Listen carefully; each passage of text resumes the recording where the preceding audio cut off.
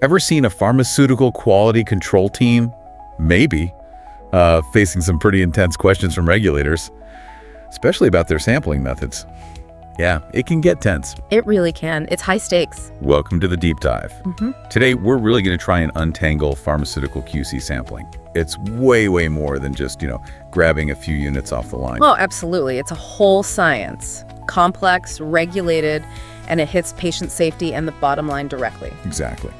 So our mission for you today, we want to give you a kind of shortcut to understanding why QC sampling isn't just ticking a box for the regulators. It's a moral obligation, fundamentally. Right. We're going to unpack the key types, chemical, microbiological, all of that. We'll look at how it's done in practice, the best ways to stay compliant. And the goal is to give you that core knowledge, those aha moments, quickly, clearly, without drowning you in jargon.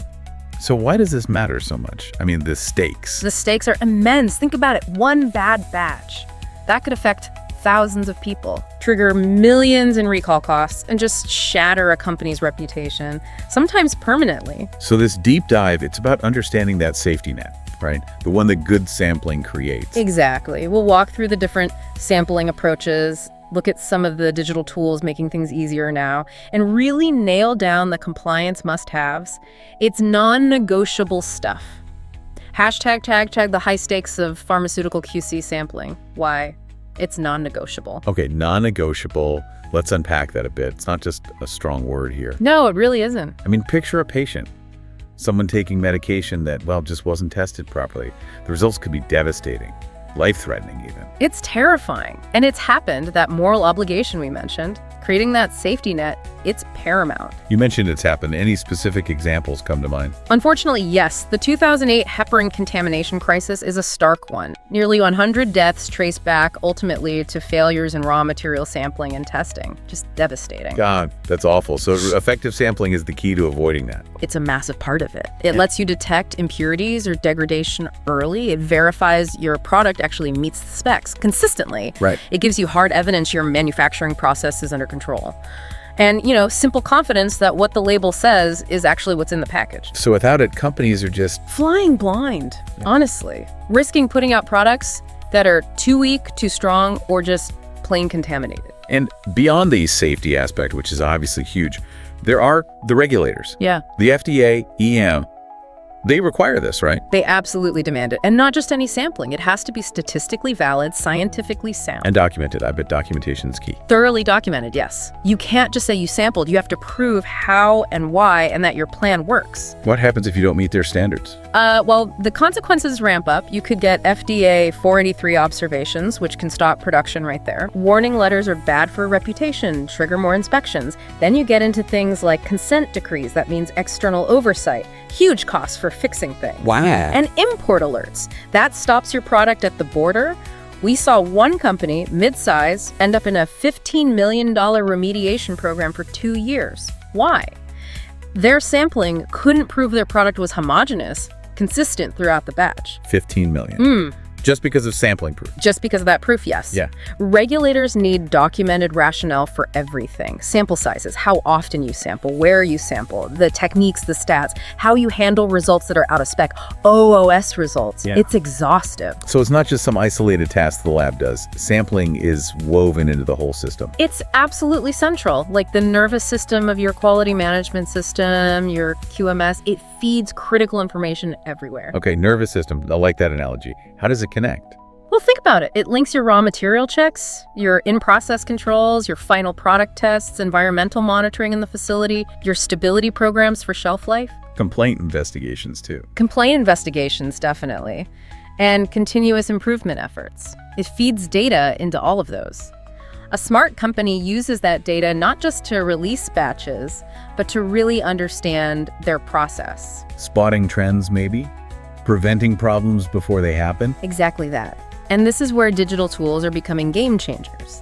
Things like MES manufacturing execution systems and LIMS laboratory information management systems. They integrate everything. Making it seamless. Making it seamless. Generating plans automatically, tracking samples, linking results. Suddenly, sampling isn't just a chore for compliance. It's a source of data that gives you a competitive edge through better traceability and control. Okay, that makes sense. Now, you mentioned quality management systems. I hear QC and QA sampling used a lot. sometimes together. Are they the same thing? Good question. No, they're often confused, but it's a really important distinction. Big mistake to use them interchangeably. So what's the difference? Where does it get interesting? Okay, basically, QC, quality control sampling, focuses on the product itself. It asks, does this batch meet the quality specifications? Think testing samples from a specific production run. Got it. Batch specific. Right. QA, quality assurance sampling, is different. It looks at the systems and processes. It asks, is our manufacturing approach consistent? Is our system working reliably over time? So QA is more about the big picture, the process reliability. Exactly. They differ in purpose, when you do them, what you focus on, how decisions are made based on the results, the statistics used, even how often you do them. QC is like the gatekeeper for releasing a batch. QA builds confidence that the gatekeeper will consistently see good batches because the system is sound. So you really need both working together. The best companies use both, absolutely. It creates a much stronger quality ecosystem, one that makes consistent products and stands up to regulatory checks. #tag diving deep into specific QC sampling types. Okay, let's dive deeper then. Starting with chemical analysis sampling. You said raw materials are the first defense. Your absolute first line of defense. Because, you know the saying, garbage in, garbage out. Your final product quality starts right there with what you put into it. Makes sense. How do you sample raw materials? Does it vary? Oh, definitely. If you have powders, you might use a tool called a thief sampler to get cores from different depths and locations in the container. Can't just scoop off the top. For liquids, you often need samples from the top, middle, and bottom to check if anything's settled out or separated. Gases need special containers, obviously. And how many samples do you take? Is there a rule? A common starting point, especially for things like incoming containers, is the square root of n+1 rule. So n+1, where n is the number of containers you received. It gives you a statistically reasonable number to check. Okay. And what happens if this goes wrong? You mentioned Pharma X. Yeah, that was a tough one. They recalled, I think it was 20,000 units, because a test was missed on an incoming batch of calcium stearate. Calcium stearate? What's that? It's an excipient, a non-active ingredient, often used as a lubricant when making tablets. But this batch contained toxic heavy metals that weren't caught because the right sampling and testing wasn't done on that incoming material. Wow. Just one missed test. Just one missed test on one raw material, proper sampling would have flagged it immediately. Okay, so raw materials checked. What about sampling during the manufacturing process itself? You call it a manufacturing GPS. Yeah, kind of like that. In-process sampling confirms you're staying on the right track while you're making the product. Where do you typically do that? At strategic points. Critical steps like after mixing or granulation, definitely before any step you can't undo easily, like compressing tablets or filling vials, maybe after equipment changes or batch connections too. What are the challenges there? Timing and getting a representative sample are key. Sample too early in a step, say right at the start of tablet compression, and the process might not be stable yet. Those first few tablets might fail tests like content uniformity. Until things settle down. Exactly, until the powder blend flows consistently in the hopper. So you need to understand your process. Smart companies use risk-based thinking here. Meaning they might increase sampling frequency if they're using new equipment or if a key process parameter starts drifting, or just based on historical data showing a certain stage can be variable. Got it. Then comes the end. Finished product testing. The moment of truth. That's it. Your last chance to catch anything before it goes out the door. This is where you verify the complete quality profile meets all the final specifications. How do you approach sampling here? Do you test everything? Usually not every single unit, unless maybe it's a very small batch or extremely critical product. Often you use statistical principles. Equal sampling acceptable quality limit is common. Equal. What's that define?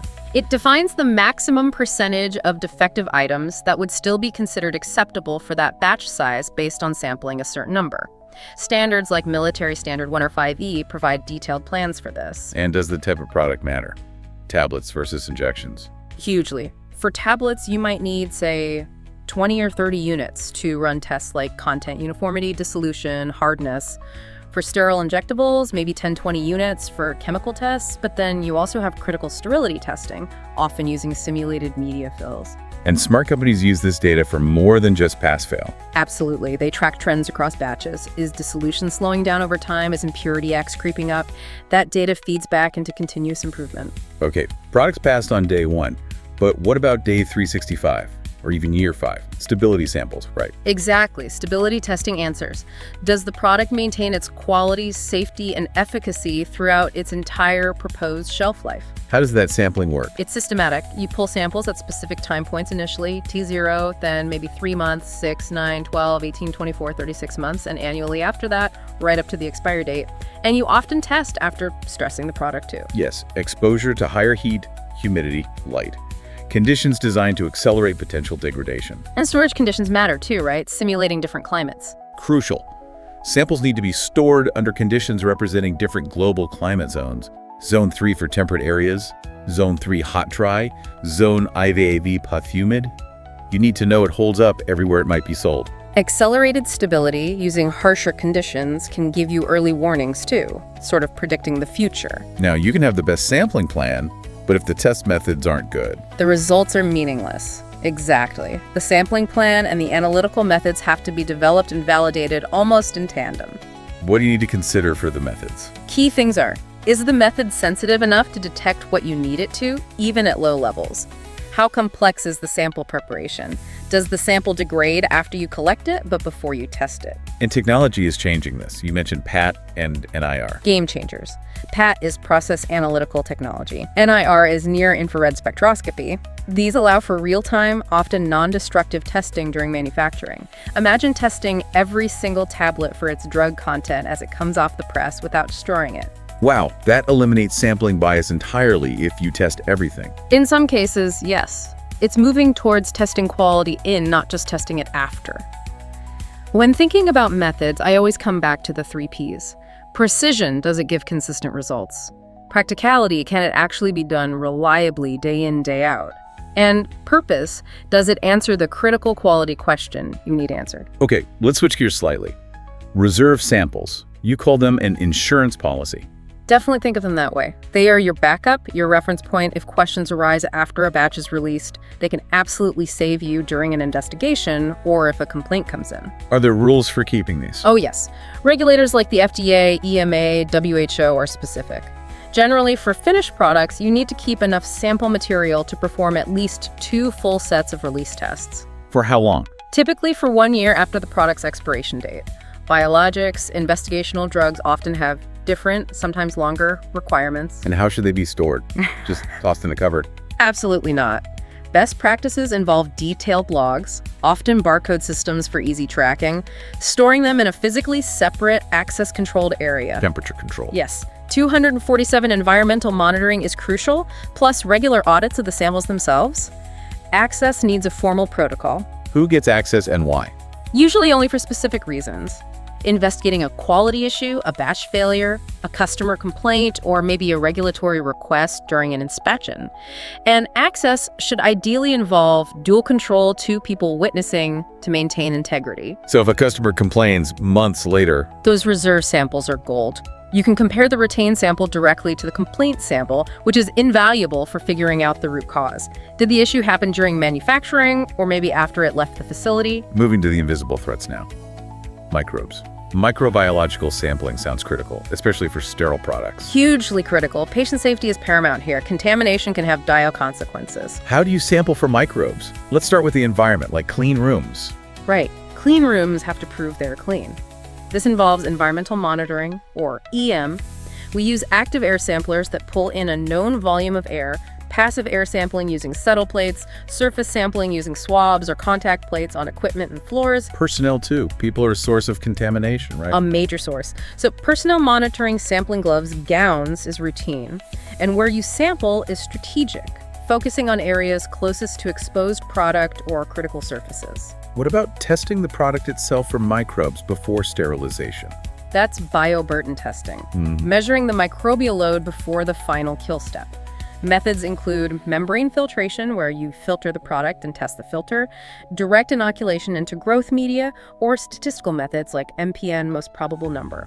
Newer rapid microbiological methods, RMMs, are also gaining traction for faster results. Water systems seem like a potential hotspot. They absolutely are. Microbes love water systems. They can be like highways for contamination. So rigorous sampling of the water system, purified water, water for injection, WFI, is essential. Where'd you sample? At the point of generation, in storage tanks, and at multiple points of use throughout the distribution loop.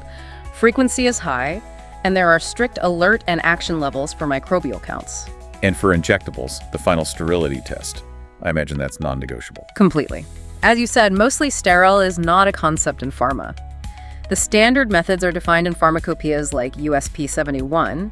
It involves incubating samples in growth media for extended periods. Any alternatives? Sometimes parametric release is used, where you rely on validated physical process parameters like time and temperature in an autoclave to infer sterility without direct testing of every batch. Container closure integrity testing is also vital to ensure the seal remains intact. And media fills are crucial. Media fills. Where you run the entire filling process using sterile growth media instead of the drug product. It simulates the process to see if contamination occurs. But standard sterility testing itself, it's destructive. You use up the samples you test. Just collecting all this microdata isn't enough, right? Yeah. You need to analyze it. Absolutely. Raw data points are almost useless without context and analysis. Trending is key. Using statistical process control, or SPC charts, to spot shifts or trends before they become major problems. Creating microbial fingerprints of your facility helps you quickly identify if an unusual organism pops up. It's about proactive risk management. Okay, another key choice. Individual versus composite sampling. When do you test single units versus combining them? Great question. It depends on what you need to know. Individual sampling gives you much richer information about variability within a batch. Why is that important? It's critical for products with a narrow therapeutic index, where small variations in dose matter a lot. Or if you're troubleshooting something like inconsistent dissolution rates in tablets, individual samples let you pinpoint outliers or specific problem areas. And composite sampling. Composite sampling is where you take multiple individual samples, combine them, mix them well, and then test a portion of that mix. It's much more efficient, saves time and money on testing, often used for things like bulk raw materials where you assume they're relatively uniform. But there's a downside. The big limitation is that compositing can hide problems. A single unit that's way out of spec might get diluted in the composite mix, and the overall result looks fine. It can create a false sense of security. So there are statistical factors in choosing sample size too. Huge statistical factors. Determining the right sample size depends on how confident you need to be, the margin of error you can tolerate, how variable the product or process is known to be, and the size of the batch. Standards like ANSI SQ Z1.4 provide guidance here. It sounds like risk assessment plays a big role. It has to. Smart sampling isn't about testing everything possible. It's about testing the right things, the things that matter most for quality. You map your critical quality attributes, your CQAs, identify the highest risk areas in your process, and focus your sampling resources there, and you need to revisit those plans periodically. Let's touch on packaging. Often feels like an afterthought, but it's crucial. Absolutely crucial, and definitely underestimated sometimes. It protects the product and carries the brand identity. What kind of QC do you do on packaging? Let's start with primary packaging, the stuff touching the drug. Okay, for primary packaging like bottles, vials, blister packs, you're looking at things like extractables and leachables, making sure nothing harmful comes out of the packaging into the drug. Right. Light transmission tests for light-sensitive drugs, moisture vapor transmission rate, MDTR, to ensure it keeps moisture out or in, depending on the product, and basic chemical compatibility. What about secondary packaging? Cartons, boxes. Secondary packaging, cartons, shippers, inserts, needs checks too. Are the dimensions correct? Does it have the structural integrity needed? Yeah. We do things like drop tests. Print quality is huge. Is the text legible? Correct. And barcode or serialization verification is critical now for traceability. Container closure integrity, CCI. Yeah. That sounds important, especially for sterile products. How is that tested? CCI is vital. It ensures the seal is intact and stays intact. Historically, methods like immersing samples in blue dye under vacuum were common, but they weren't very sensitive. What's used now? Modern methods are much better. Things like vacuum decay testing, analyzing the gas headspace inside a sealed vial, or using high voltage leak detection can find tiny microleaks that older methods would miss. Crucial for maintaining sterility and stability. And labels themselves. You mentioned print quality. Label and printing errors are consistently one of the top reasons for drug recalls. It's a major focus area. So what do QC procedures look like for labels? Rigorous. Content verification: does the label text match the approved master text exactly? Print quality checks for clarity and defects. Barcode and serialization validation is essential. Even adhesive testing: does the label stay stuck? Automated vision systems are used extensively now to inspect labels at high speed, catching errors humans might miss. They dramatically improve accuracy. #tag digital transformation and compliance excellence in sampling. Okay, we've covered a ton of different sampling types and tests, managing all this information, all these samples. It sounds like a logistical nightmare on paper. How are companies handling it now? Digital seems like the way to go. It really is. Gone are the days of mountains of paper logbooks, or at least they should be gone. Digital transformation is key. So LIMS, Laboratory Information Management Systems, how do they help? LIMS is foundational for the lab side. It gives every sample a unique digital identity, often via barcode or RFID. Tracking it from start to finish. Exactly. Tracks its entire life cycle, where it came from, who took it, where it is now, what tests are needed, what the results are, when it's disposed of. It links everything together. What are the big benefits there? Real-time visibility is huge. Automated scheduling the system can flag when stability samples are due, for example. Powerful data analysis and trending tools. And it makes audits so much smoother because all the information is right there, traceable. We've seen companies cut their sample processing time by like 65% with a good LIMS. Wow. What about on the production floor itself? You mentioned MES. Right, manufacturing execution systems. Yeah. MES brings quality management, including sampling prompts and data capture, directly into the manufacturing workflow. It can basically make sampling foolproof. A well-configured MES can enforce procedures with electronic work instructions. It can use signals from equipment sensors to prompt operators to take a sample at the exact right moment in the process. It can even generate randomized sampling plans on the fly. So it reduces human error. Massively. It handles exceptions, can automatically intensify sampling based on risk rules, often works on mobile devices, and critically, it eliminates transcription errors by capturing data electronically right at the source, often linking it automatically to the batch record. Okay, so the data capture is electronic. What about documenting the chain of custody electronically? You said that's like an insurance policy. How do you make that robust? It absolutely is your insurance. A break in that chain can invalidate everything. The golden rule I always advise is make the right way the easy way. Yeah. Design intuitive digital workflows for sample handoffs. Use secure electronic signatures with automatic timestamps. Implement strong role-based access controls so only authorized people can perform certain actions. What about environmental conditions? Integrate temperature monitoring data directly for samples that need controlled storage during transit or holding. And verify transfers electronically, maybe requiring both the person handing off and the person receiving to confirm in the system. Physical things help too, like pre-printed scannable labels and designated secure transfer points. With all this digital data integrity must be a huge concern. How do you ensure the electronic records are trustworthy? Because if they're not, They're worthless, period. This is where LCOA plus principles come in. It's an acronym regulators use constantly. LCOA plus, remind us what that stands for. Attributable, who did what, when. Legible, can it be read now and later. Contemporaneous, recorded at the time it happened. Original, is it the first recording or a true copy? Accurate, is it correct? And then it's a plus. The plus adds. Complete is all the necessary information there. Consistent are timestamps in order, etc.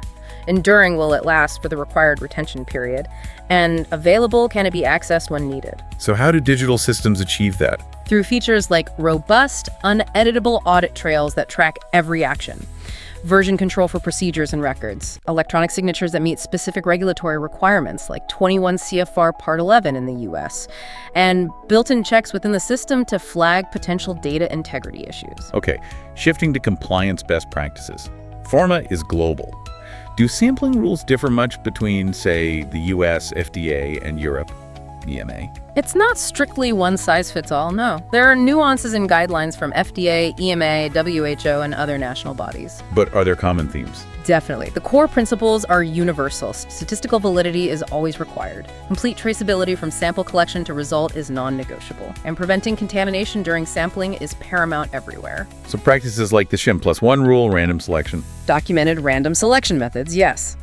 Clear labeling, linking samples directly to specific lots or batches. Using tamper-evident seals on samples. These are generally accepted globally.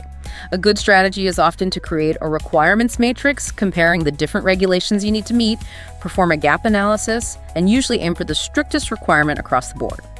Risk-based approaches are also widely encouraged. And when inspectors show up, what kind of documentation makes them happy? You said it's your best friend. It truly is. Inspectors want to see complete records. The classic who, what, when, where, how, why, who took the sample, what plan were they following, when and where was it taken, how was it taken, which SOP, which tools, why was it taken, routine investigation.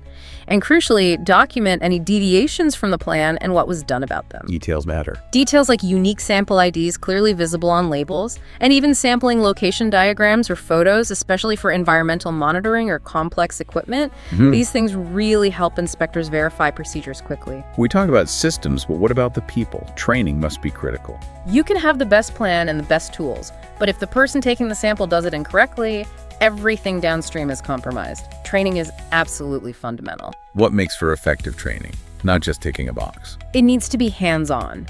Practice using the actual tools and containers. Strong emphasis on contamination awareness and aseptic technique where needed. Formal qualification proving competency, not just attendance. Training on specific challenges related to different products or sample types. And practice with the documentation, whether paper or electronic.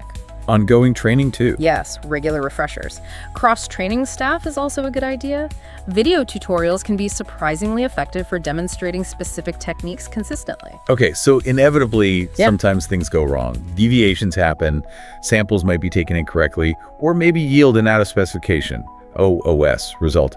How should companies handle that? How you respond is often more important to regulators than the initial error itself. First, you need clarity.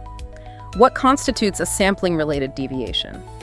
Incorrect tool used, wrong location, sample stored improperly, delayed transport to the lab. So have clear definitions. Clear definitions and clear decision trees in your standard operating procedures, your SOPs. If X happens, do Y. If a sample is compromised, it needs to be documented thoroughly and a robust root cause investigation launched immediately. What should that investigation look at? Everything related to the sampling event. The environment where it happened, the craning records of the person involved, the equipment used, was it calibrated, suitable? Was the procedure itself clear or ambiguous? And has this type of deviation happened before? History matters. Finally, these sampling plans, they shouldn't just sit on a shelf forever, right? They need review. Absolutely not. Set it and forget it. Periodic review is essential for continuous improvement and ensuring the plans remain relevant and effective. How often? The frequency should really be tied to risk. Maybe quarterly or semi-annually for high-risk products or processes where you see more variability. Annually might be sufficient for very stable, well-understood products. And what triggers a review? Or what do you look at during one? Several things. Trend analysis from past sampling data are things drifting. Any significant changes to the manufacturing process or equipment, new regulatory guidance or pharmacopoeia updates, learning from industry trends or recalls, and definitely your own internal deviation history. If you keep having sampling errors in one area, the plan or procedure probably needs fixing. And crucially, document the review itself. Show that you're actively managing and improving your sampling strategy. #outro. Wow, okay, we have really covered a huge amount of ground today. It's crystal clear, I think, that QC sampling isn't just one thing, it's this multi-layered defense system. It really forms the backbone of quality in pharma manufacturing. It absolutely does. From checking what comes in the door, to monitoring the process, to verifying the final product and ensuring it stays good over time, plus keeping the environment clean, it all connects. And as you said, bringing in robust digital solutions, LIMS, MES, that really transforms it, makes it less of a burden and more of a streamlined, data-rich operation. Enhances that traceability and compliance posture. Yeah, it moves it from a necessary evil almost to a source of valuable process insight. So, for everyone listening, the key takeaway here seems to be that investing in good sampling, the right techniques, the right technology, the right training, it's not just about ticking regulatory boxes. Not at all. It's fundamental to patient safety, yes, but it also drives efficiency. Fewer investigations, smoother releases, less waste. And ultimately, a better quality product that builds trust. Yeah. That's a competitive advantage right there. Definitely. So maybe a final thought for you to consider. As you think about any product you rely on, not just medicines, but maybe food or anything manufactured where quality is critical, just pause and consider those hidden layers. The incredible precision, the dedication, the systems required behind the scenes to ensure its quality. What does everything we've discussed today suggest to you about the real cost, the human cost, the business cost of cutting corners on quality? Not just in pharma, but in any industry where people's well-being is on the line. Something to think about. A powerful thought to end on. Thanks for tuning into The Deep Dive.